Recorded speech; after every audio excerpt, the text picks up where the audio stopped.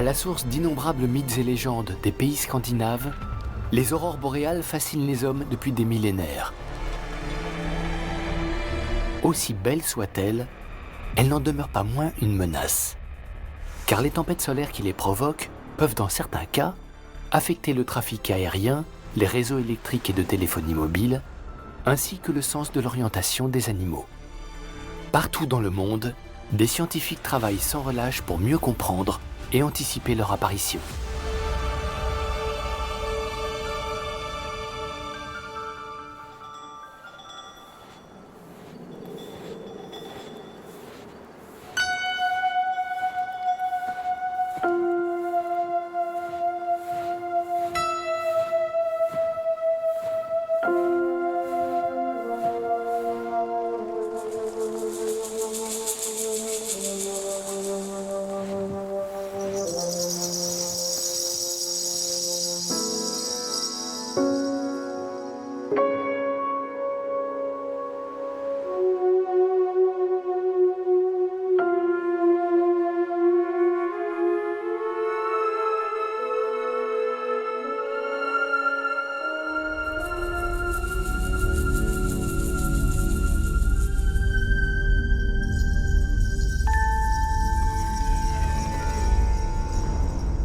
Le Soleil, l'étoile la plus proche de nous, est le berceau des aurores boréales.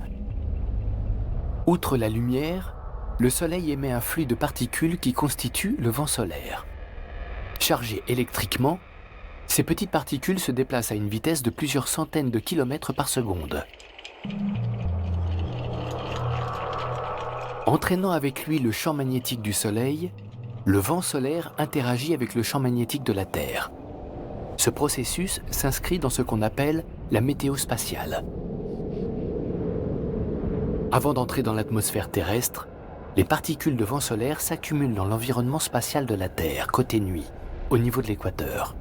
Elles y forment des plaques de plasma.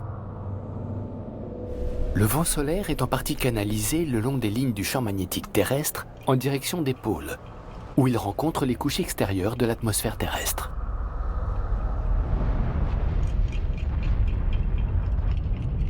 Dans cette zone autour des pôles, appelée ovale aurorale, les aurores boréales sont fréquentes.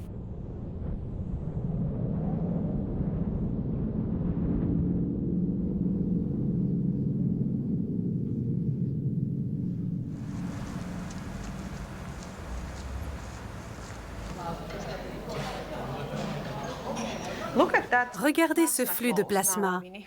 S'il entrait en contact avec l'ionosphère, nous pourrions voir de très belles aurores boréales. Le groupe de recherche en physique spatiale de l'Université d'Helsinki, dirigé par le professeur Minna Palmroth, tente de résoudre le mystère de ces phénomènes naturels lumineux. Regardez la queue de la magnétosphère. Je pense que quelque chose va bientôt se produire. Elle s'étire. Oui, elle va se déchirer. Ça y est, c'est fait. Grâce au modèle de simulation baptisé Vlasiator qu'elle développe, l'équipe espère acquérir de nouvelles connaissances sur les mécanismes de formation des aurores boréales. Avoir un modèle de l'environnement spatial de la Terre est important, car malheureusement, les observations satellitaires ne nous renseignent que sur les événements passés qui s'y sont produits. Avec un outil qui peut résoudre les équations à l'avance telles que ce modèle, nous pourrons établir un pronostic, similaire à celui d'une prévision météorologique. Voici maintenant un agrandissement. En rouge, ce sont les flux qui se rapprochent de la Terre. En bleu, ceux qui s'en éloignent.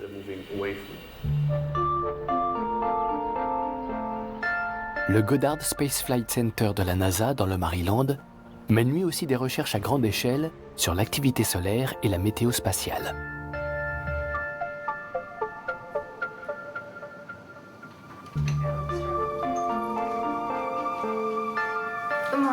Bonjour.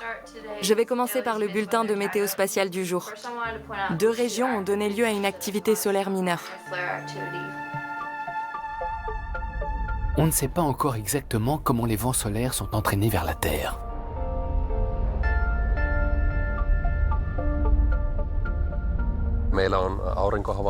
Nous observons le Soleil, les vents solaires, la magnétosphère et la stratosphère. Puis nous établissons nos bulletins météospatiaux à partir de ces observations. Les prévisions météorologiques spatiales sont importantes car elles permettent de prévoir les tempêtes solaires qui menacent la Terre.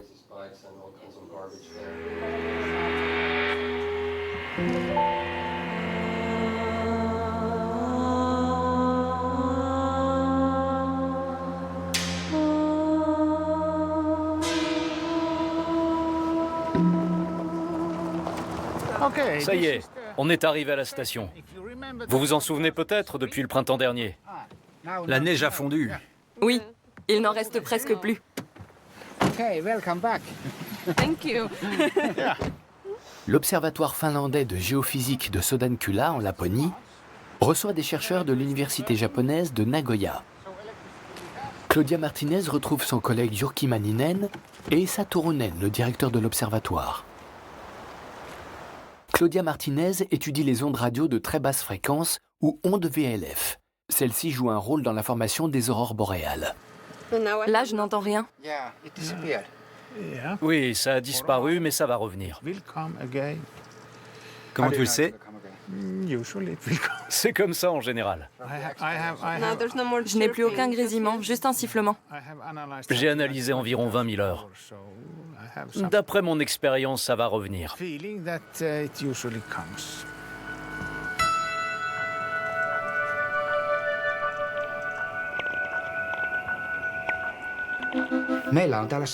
L'avantage à Sodankylä, c'est que nous avons un environnement sans parasites, ainsi que des appareils de mesure très efficaces et sensibles, les meilleurs du monde pour ce genre de travail.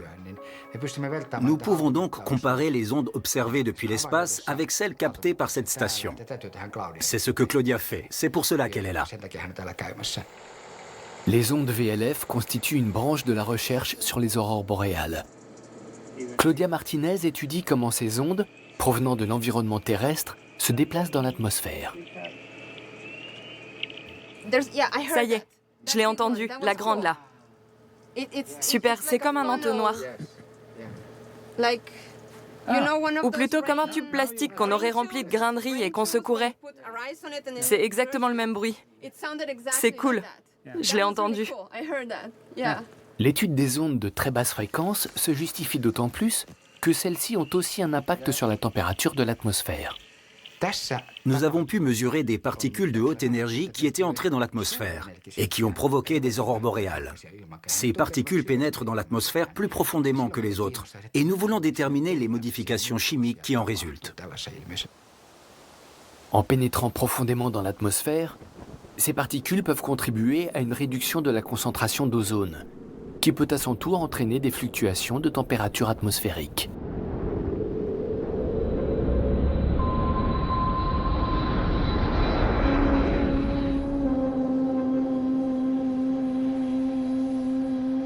Une tempête solaire correspond à une forte éruption de particules en provenance du Soleil. Ce phénomène peut avoir des conséquences dévastatrices. Paralysie du trafic aérien, dommages occasionnés aux satellites, interruption des réseaux électriques et informatiques, sans oublier les retombées économiques considérables.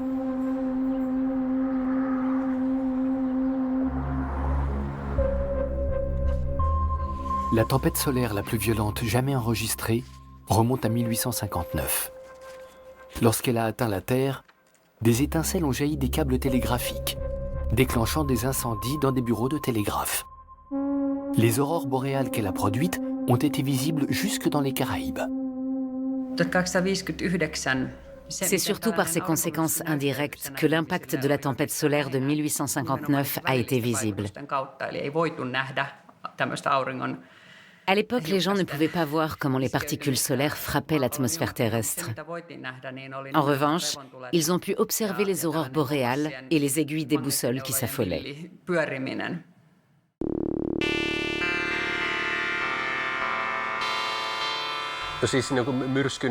La NASA classe les tempêtes solaires sur une échelle de 1 à 5 en fonction de leur intensité.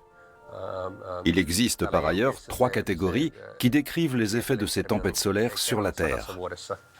C'est pourquoi nous avons besoin du modèle Vlasiator. Grâce à lui, nous pourrons analyser des événements de l'ampleur de la tempête de 1859. et en estimer les conséquences. En 2012, la Terre a échappé de peu à une tempête solaire majeure. Nous avons ici des images prises par notre matériel d'observation ultraviolet en juillet 2012. Cette éruption électromagnétique, c'est la tempête solaire. L'éruption s'est accompagnée d'une éjection massive de masse coronale. Des milliards de tonnes de matière, de plasma solaire, ont été rejetées dans le système solaire environnant. Le cercle jaune ici, c'est la Terre. Le vert, c'est Vénus. Et là, c'est Mercure. Le cercle rouge, c'est Mars. Comme le modèle de prévision l'a également montré, la Terre a eu beaucoup de chance. La masse coronale a été éjectée dans la direction opposée.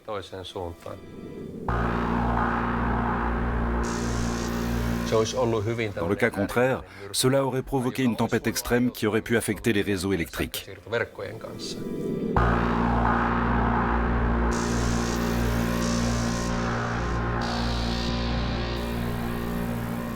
La NASA poursuit ses recherches et met au point des méthodes pour préparer les populations à des tempêtes solaires d'une exceptionnelle intensité. Le processus physique qui désigne la façon dont la météo spatiale peut affecter les réseaux électriques s'appelle l'induction. Lorsque des tempêtes solaires s'abattent sur le champ magnétique terrestre, elles perturbent considérablement les courants électriques qui gravitent autour de la Terre.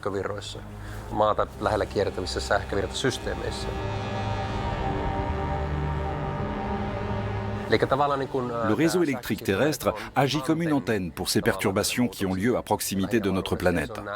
Et le courant supplémentaire produit dans les lignes de transmission affecte les transformateurs.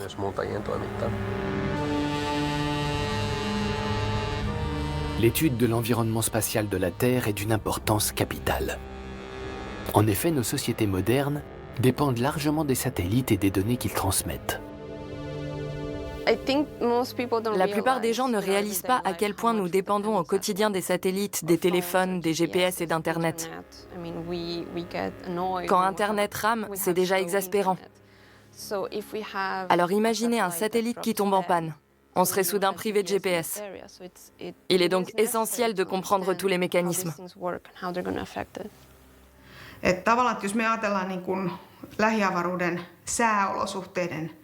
La météorologie spatiale est actuellement au même niveau de développement que la météorologie terrestre des années 1950. Maanpäällisen sään ennustaminen oli joskus 50-luvulla. Että vielä ei tiedetä, että Nous ne pouvons donc pas encore prévoir si un événement qui affectera les infrastructures et contre lequel nous devons nous protéger se produira demain. Mais nous progressons. Me ollaan menossa sinne päin.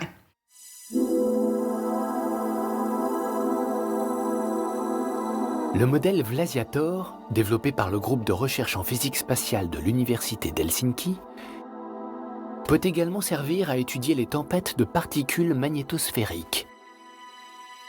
Ce phénomène, qui se produit à proximité de la Terre, engendre des aurores boréales de forte intensité. Dans un premier temps, l'aurore boréale forme un arc régulier à l'horizon nord. Puis cet arc s'élève en direction du sud. Du point de vue de l'observateur, il monte dans le ciel. Et à un moment donné, de façon imprévisible, cette forme aurorale explose quasiment. Nous avons de belles images de ces tempêtes de particules aurorales. On voit les couleurs intenses et les mouvements rapides.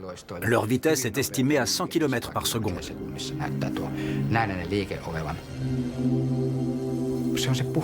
La phase éruptive est la plus belle. Elle peut durer jusqu'à 2 minutes, voire entre 5 et 10 quand les conditions sont bonnes, plus rarement une demi-heure.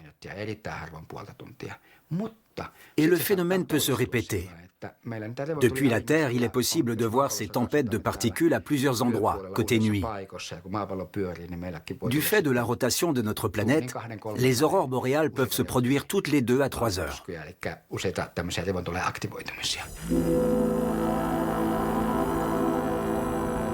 Le problème avec ce type de tempête est qu'elles sont liées à une rupture de la queue de la magnétosphère, qui s'étire à n'en plus finir au sein du champ magnétique. Ballottée par le vent solaire, elle finit par se détacher et se perd dans l'espace.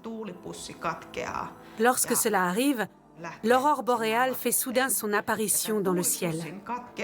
C'est un phénomène très imprévisible. On ne sait pas quand cette rupture va se produire. Nous essayons donc actuellement de comprendre pourquoi et quand la queue magnétosphérique finit par rompre. C'est certainement une des questions centrales de la physique spatiale. Et tout le monde, d'une façon ou d'une autre, se penche sur ce problème.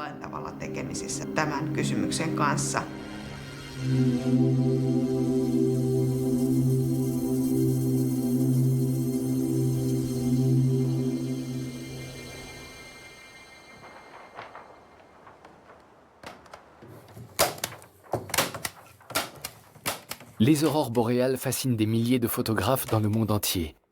Antti Pietikäinen, un Finlandais de Muonio, est l'un d'entre eux. Il rêvait depuis longtemps d'aménager un bus pour ses sorties photos. Derrière, ce sera la chambre. Il y aura un lit de 1,20 m de large et à côté, des lits plus petits.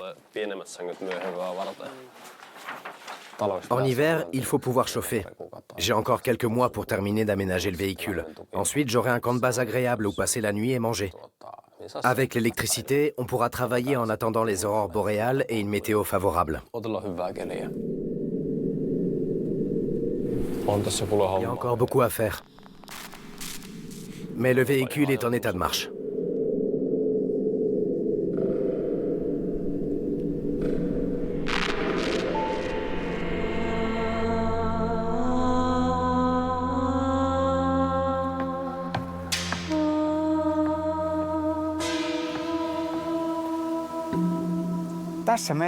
Voici l'appareil photo le plus moderne utilisé par l'Observatoire de géophysique de Sodankylä pour les aurores boréales.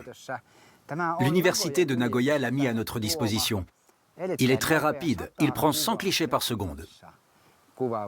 Avec un objectif grand angle, nous pouvons photographier le ciel entier et étudier les aurores boréales pulsantes.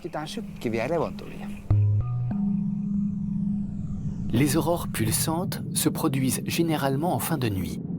Elles apparaissent dans le ciel à la suite des aurores dites actives, qui brillent en continu.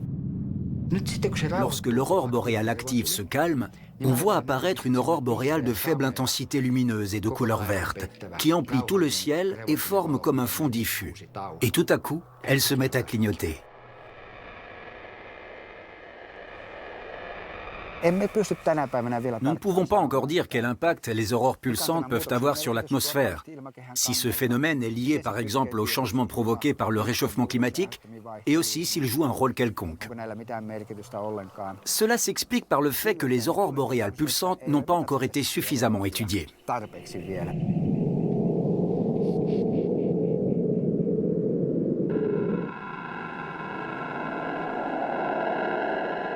En libre accès pour la plupart, les données recueillies par les chercheurs sont une aide précieuse pour les photographes comme Antti Pietikäinen.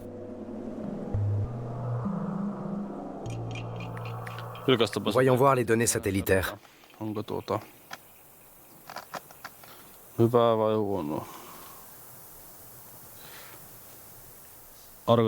La polarité du vent solaire est passée du sud au nord, ce qui réduit les chances d'apparition des aurores boréales. Mais cela peut encore changer. Tenez, la polarité vient de s'inverser une nouvelle fois. Il y a beaucoup d'électricité dans l'air. Je pense que nous allons encore voir des aurores boréales cette nuit. Et voilà.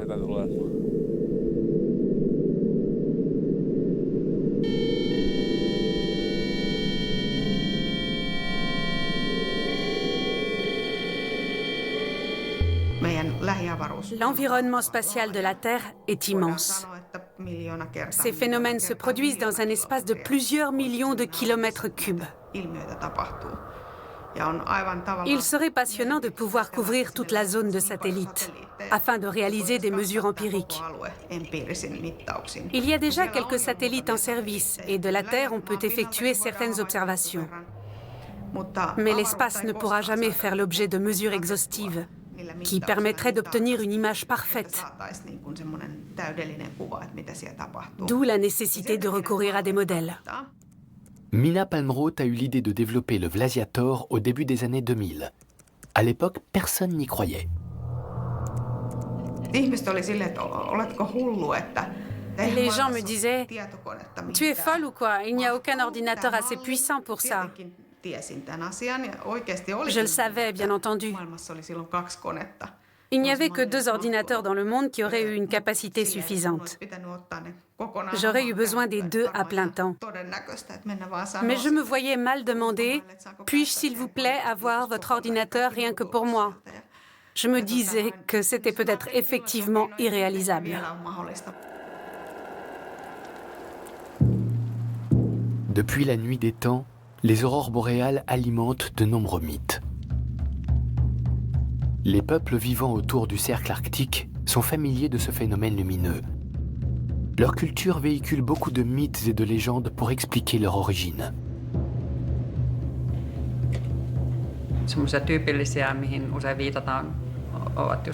Selon un mythe traditionnel très répandu parmi les peuples nordiques, les aurores boréales représentent les esprits des ancêtres réapparaissant dans la vie terrestre.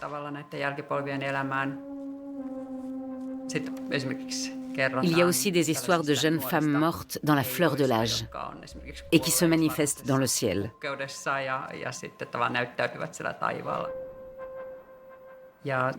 Au Groenland, on raconte que c'est un match de football qui a lieu dans les cieux et que les âmes des ancêtres jouent avec le crâne d'un morse.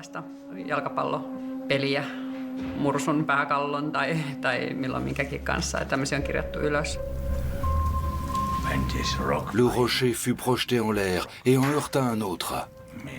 Des milliers d'étincelles volèrent dans les montagnes et les petits arbres prirent feu. Les mythes et les légendes fascinent toujours autant, y compris les touristes.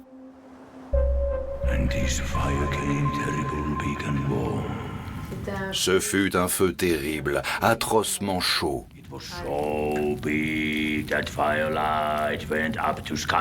Il s'éleva si haut que ses flammes atteignirent le ciel.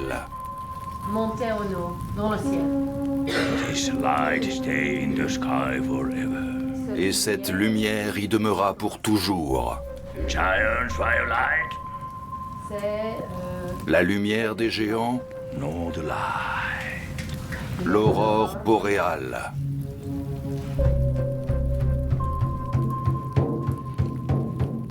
Dans sa thèse, la philosophe Päivi Pishlaya a analysé l'histoire de la recherche sur les aurores boréales.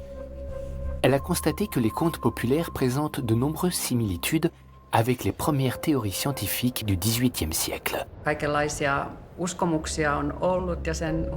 Les histoires sont nombreuses et ne sont pas nécessairement en contradiction avec les interprétations des scientifiques. Il s'agit de descriptions de ce que les gens voyaient à l'époque. Eux aussi essayaient de comprendre comment ce phénomène se produisait.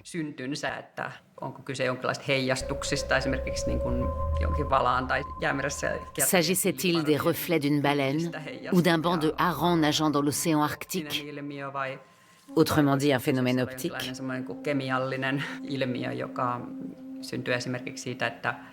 Ou bien les aurores boréales étaient-elles causées par les vapeurs sulfureuses qui s'élèvent des volcans polaires?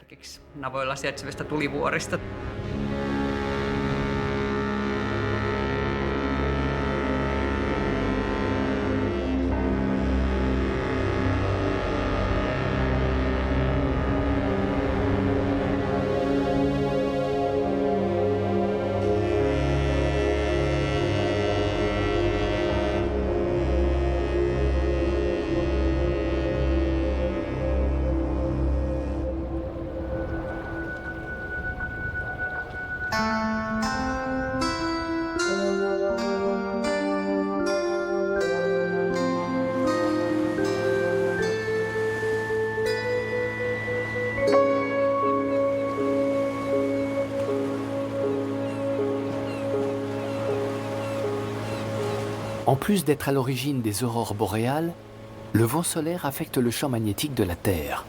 Or, de nombreux animaux, comme la baleine, en ont besoin pour s'orienter.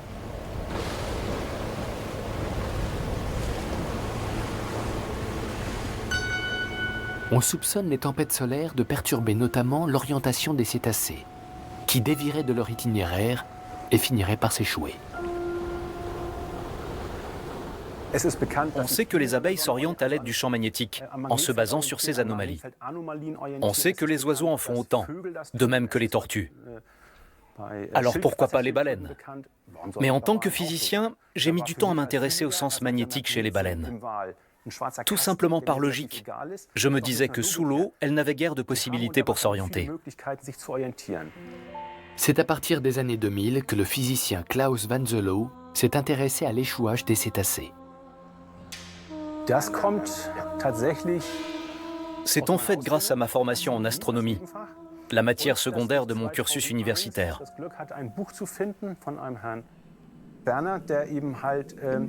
Dans ce livre que j'ai eu la chance de découvrir en 2001, j'ai trouvé une figure représentant le minimum de Maunder, une période de faible activité solaire au cours de laquelle il y a eu très peu d'échouages. J'ai donc commencé à regarder quels paramètres de l'activité solaire pouvaient varier. Et c'était le cycle des taches solaires, notamment la durée du cycle. Car un cycle court correspond à une production d'énergie importante et un cycle long à une production d'énergie faible. Et j'ai constaté qu'il y avait davantage de cachalots échoués en mer du Nord en cas de production d'énergie importante. Malgré différents calculs, je suis toujours arrivé au même résultat. Plus d'animaux s'échouent lorsque le cycle est très court, c'est-à-dire lorsque beaucoup d'énergie est libérée dans l'atmosphère.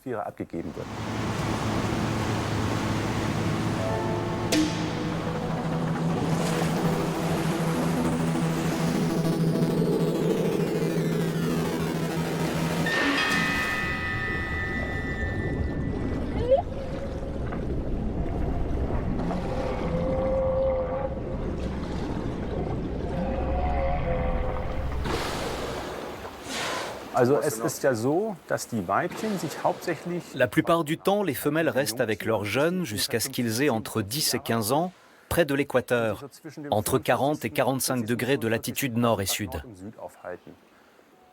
Là où les jeunes cétacés grandissent, il n'y a aucune perturbation du champ géomagnétique, ou alors celles-ci sont très faibles.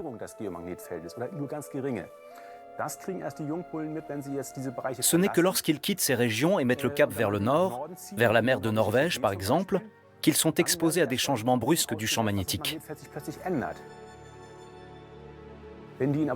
Et s'ils sont malchanceux, il peut arriver qu'ils prennent une mauvaise route dans la partie septentrionale de la mer du Nord, entre les îles Shetland et la Norvège.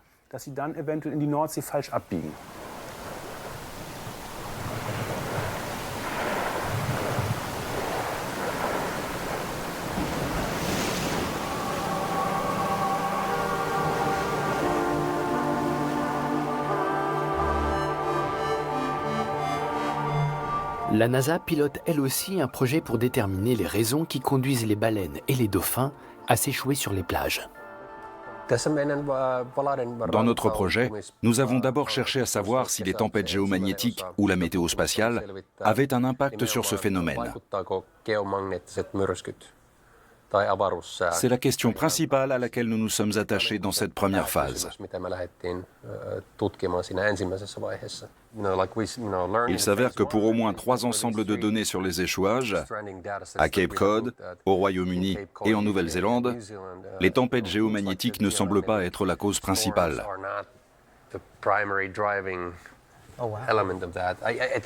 Je pense qu'elles peuvent jouer un rôle. Mais il y a certainement d'autres facteurs environnementaux, certains étant peut-être liés à l'activité humaine, qui conduisent à ces phénomènes.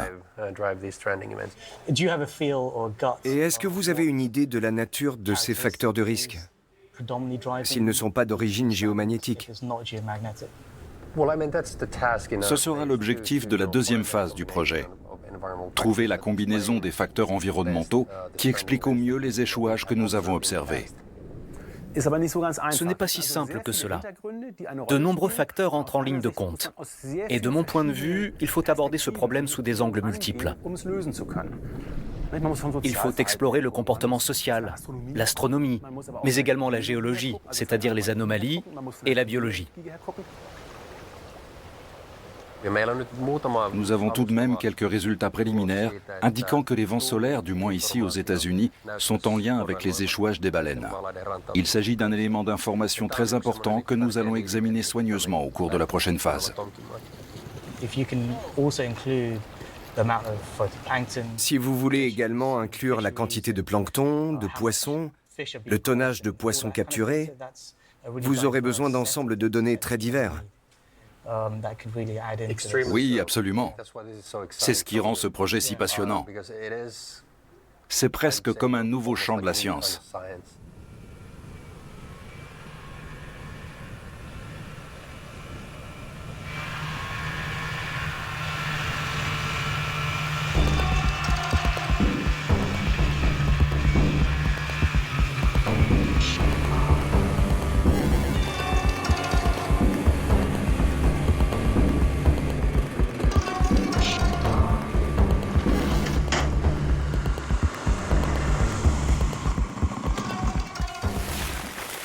Quel hiver!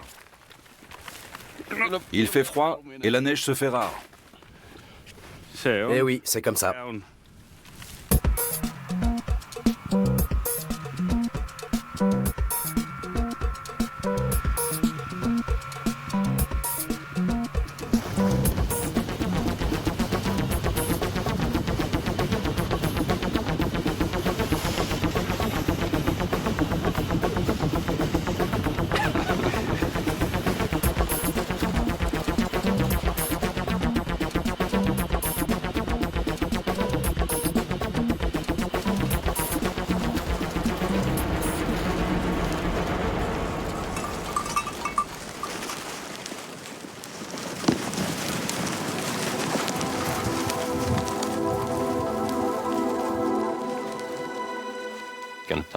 On parle de protection contre les grandes tempêtes solaires.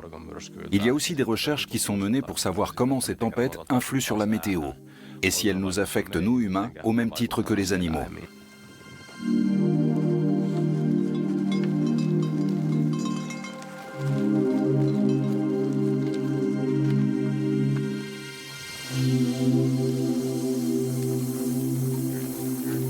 Dans les contes et légendes, les aurores boréales s'accompagnent de sons.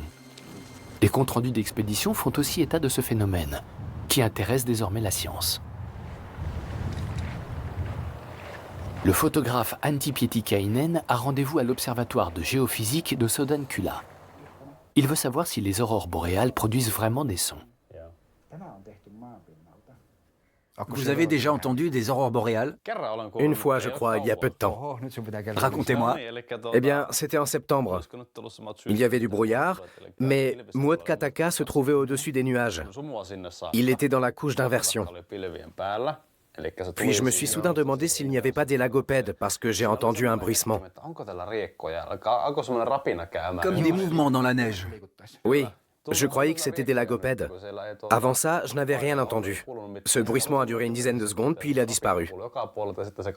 Le son était-il multidirectionnel? Oui, on ne pouvait pas déterminer sa direction. Cela fait écho à ce que dit mon collègue Untolainen. Les personnes qui ont entendu ces sons n'étaient pas en mesure d'expliquer le phénomène. Selon lui, l'origine du son se trouve quelque part dans la couche limite, entre 70 et 100 mètres environ au-dessus de la surface de la Terre.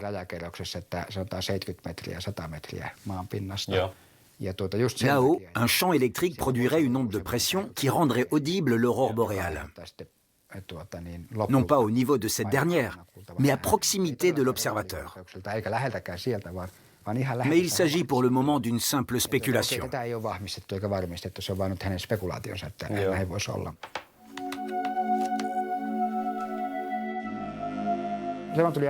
Nous avons essayé de mesurer le son des aurores boréales. C'est très difficile. Jusqu'à présent, nous n'avons obtenu aucun résultat. Le professeur Untolainen a pu effectuer quelques mesures qui montrent une corrélation entre le niveau de pression et la modification du champ magnétique. Cela laisse penser que la météo spatiale pourrait jouer un rôle. Ce sujet m'intéresse. Si le bruit que les témoins signalent peut être mesuré en tant que grandeur physique, cela signifie qu'il y a transfert d'énergie. Du haut vers le bas. Mais nous ne savons encore rien de précis. C'est un sujet intéressant néanmoins.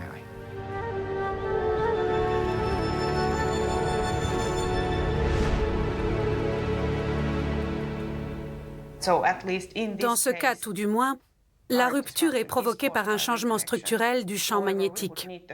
Toutefois, il nous faudrait un modèle 3D pour déterminer si c'est un changement structurel ou un autre facteur qui initie généralement cette rupture. Mina Palmroth et son équipe continuent de travailler sur le Vlasiator, le modèle de prédiction. Avec la version actuelle du Vlasiator, nous modélisons l'environnement spatial de la Terre en 2 dimensions. Nous obtenons ainsi une photographie de cet environnement. Et nous cherchons actuellement à ajouter la 3e dimension. Est-ce qu'on peut passer à la 3D? Nous travaillons déjà avec des superordinateurs, mais nous sommes limités en termes de capacité. Le passage à la 3D nécessiterait une capacité de stockage 1000 fois supérieure. Nous ne l'avons pas pour le moment et nous ne l'aurons pas avant des années. Un modèle en 3 dimensions serait encore plus précis et permettrait de répondre aux questions sur la formation des tempêtes de particules. Dans cette simulation, nous avons l'équivalent d'une sonde spatiale tous les 300 km. Le maillage est donc très dense. Nous travaillons actuellement avec un maillage complet. Chaque point de simulation a la même résolution. Quand on regarde cette image, on voit de vastes zones où il ne se passe rien. On pourrait donc réduire la résolution à ces endroits. Comme ça, on supprimerait les parties qui n'ont aucun intérêt et on augmenterait du même coup la résolution des parties plus intéressantes. Très bien. Donc là, par exemple, les turbulences dans les flancs ne nous intéressent pas. Et si nous réduisions la résolution à ces endroits, est-ce qu'il serait possible d'ajouter la 3e dimension? Oui. Nous pourrions nous concentrer sur les zones présentant des événements intéressants et utiliser une résolution plus faible pour les autres zones. On peut calculer ça? La 3D? Oui, la 3D. Alors, on divise en 2 ça, ça et ça. 400, 15 000, cela nous fait 6 millions de cellules. C'est ce qu'on peut exploiter. Voyons voir ce que ça donne. Une fois au point, le modèle Vlasiator fournira des simulations équivalentes, en termes de précision, à la présence d'un satellite tous les 300 km, ce qui est considérable. Je pense que lorsque nous pourrons lancer une simulation avec des tempêtes de particules, nous serons en mesure de répondre à certaines questions. Je l'espère en tout cas.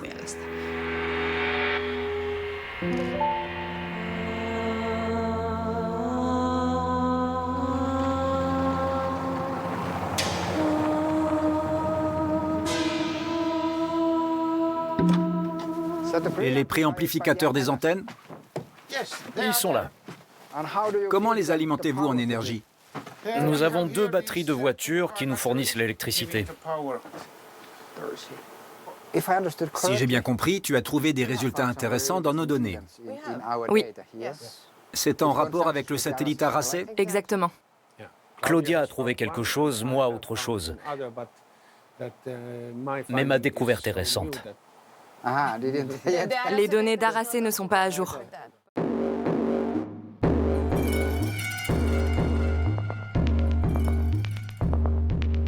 Claudia Martinez recherche dans les ondes très basse fréquence des phénomènes détectables aussi bien sur l'écran du récepteur de Canus-Leto que sur les images prises par le satellite japonais Aracé. Le satellite Aracé est important, car il nous fournit des données sur l'environnement spatial de la Terre. En les modélisant, nous obtenons des informations sur cette zone intermédiaire, sur l'atmosphère et sur la Terre.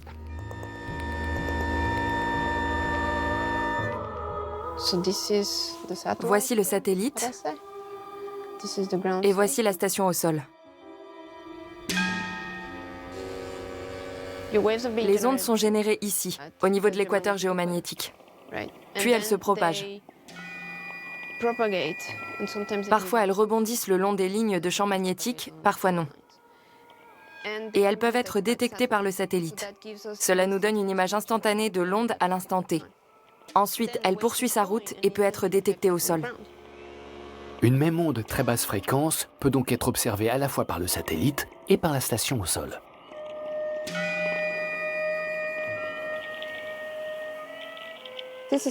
Ça, c'est la partie sympa du travail. Ça se présente bien. Oui, le signal est très fort. Que penses-tu de la qualité des données? C'est parfait.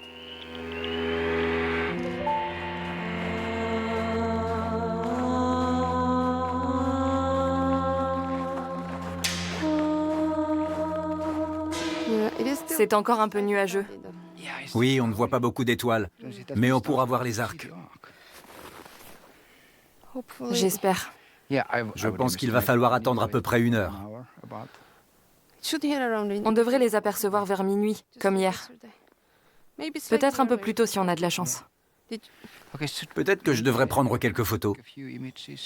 Oh. Ah, ça y est, ça démarre. Il y a déjà 3 arcs. Parfait, c'est la nuit qu'il fallait. La nuit idéale. Magnifique. Ouais. C'est pour ça que j'habite ici. Et c'est pour ça que je suis venue ici. C'est splendide.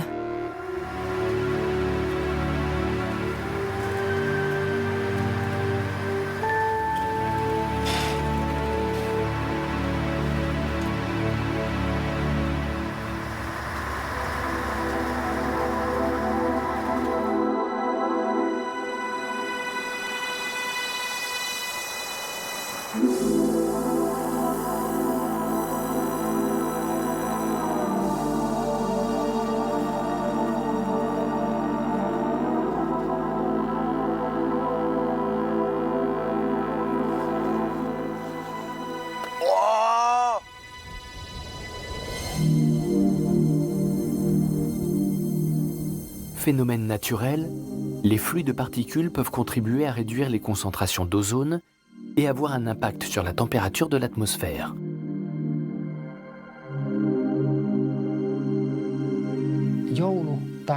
En décembre, janvier et février, on voit manifestement qu'il existe une zone homogène, ici, en rouge, entre la Finlande et la Sibérie. Cela signifie qu'entre une activité haute et une activité basse, il y a une augmentation de la température d'environ 4 degrés. Ces dernières années, l'Observatoire de géophysique de Sodankylä, dirigé par Esa Turunen, a essayé de mettre au point un modèle capable de prédire ces changements. Nous avons avancé dans nos recherches. Tout changement chimique qui se produit dans l'atmosphère peut maintenant être inséré dans un modèle de rotation qui calcule l'ensemble de l'atmosphère de la Terre. Ce modèle fonctionne à une altitude comprise entre 0 et 150 km. C'est un grand modèle. Ces calculs doivent être utilisés dans les futurs modèles du GIEC, le groupe d'experts intergouvernemental sur l'évolution du climat. Pour la première fois, on utilisera des calculs de modèles climatiques qui intègrent les perturbations atmosphériques provoquées par les averses de particules de haute énergie. On pourra ainsi, pendant des décennies, effectuer des calculs avec un modèle climatique qui prend en compte les vents solaires.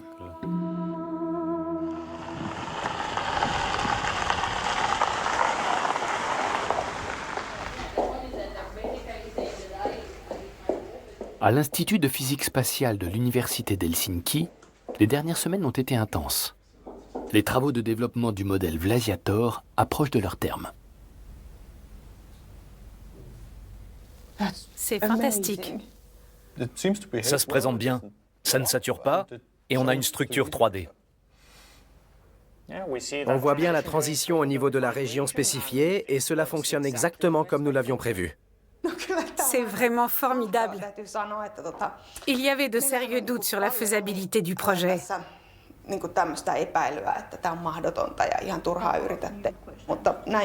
Mais mon équipe a réussi cette simulation test avec brio. C'est une avancée scientifique majeure. Grâce à elle, une partie du mystère concernant la formation des aurores boréales pourra peut-être être élucidée. S'il ne devait y avoir qu'une question dans ce domaine, ce serait pourquoi les aurores boréales sont-elles plus brillantes du côté nuit de la Terre? Le cœur du sujet, ce sont les tempêtes de particules. Cela fait plus de 40 ans que l'on mène des recherches dans ce sens. Des dizaines de satellites très coûteux ont été lancés. Avec notre modèle de simulation, c'est comme si on avait à présent des satellites un peu partout. Comme si la Finlande avait envoyé quelque chose comme 200 000 satellites dans l'espace. C'est vous dire à quel point le modèle Vlasiator est précis. C'est une grande avancée.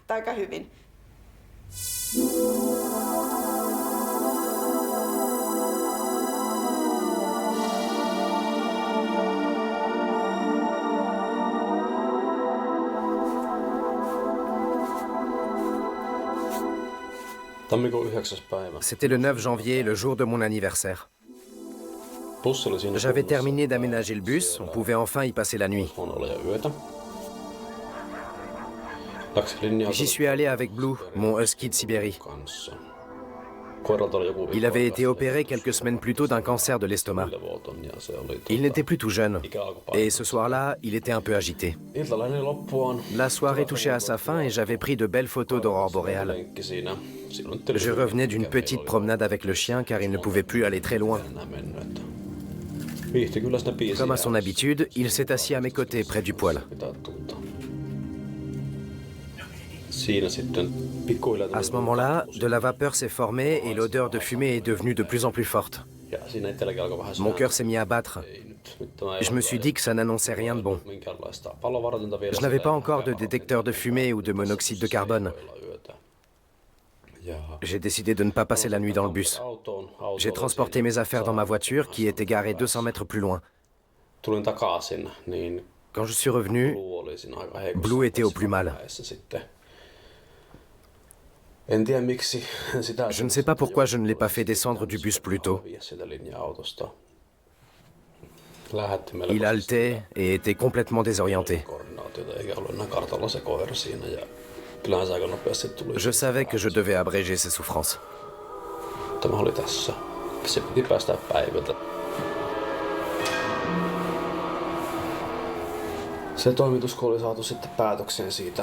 Quand ça a été fini, j'ai sorti le chien.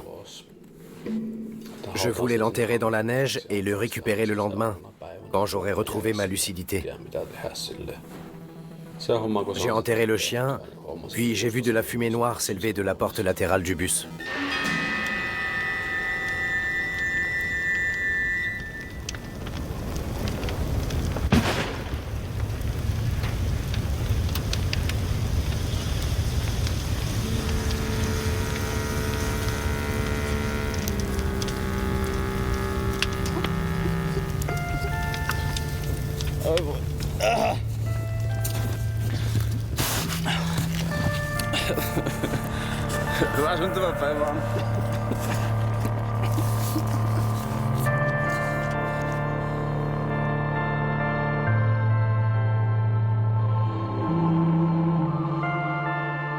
Hello, Claudia.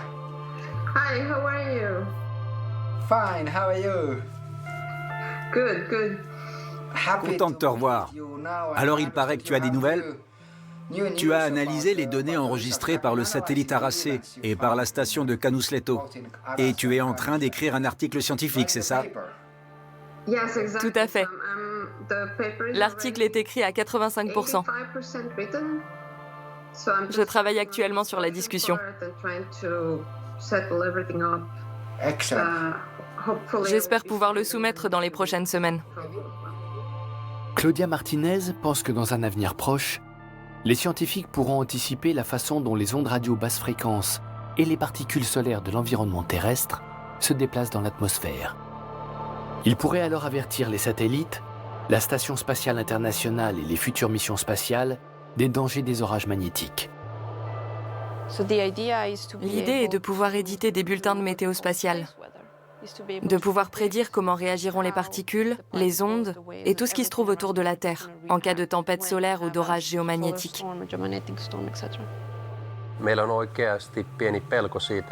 Nous avons vraiment peur de ce qui pourrait arriver si une super tempête solaire frappait la Terre. Nous n'avons encore aucune idée précise de ce qui pourrait alors se passer. C'est une perspective effrayante. Si on me demande ce qu'une tempête équivalente à celle de 1859 peut causer à notre planète, je répondrai que je ne sais pas, car cela n'a pas été étudié. Il faut donc poursuivre les recherches et continuer de développer des modèles de prévision.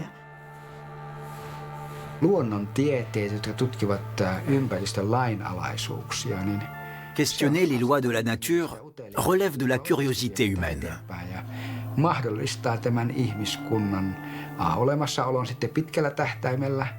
C'est elle qui nous fait progresser et qui contribue à la survie de l'humanité. Tekemällä tätä työtä me teemme tämän matkan mahdolliseksi myös tulevaisuudessa.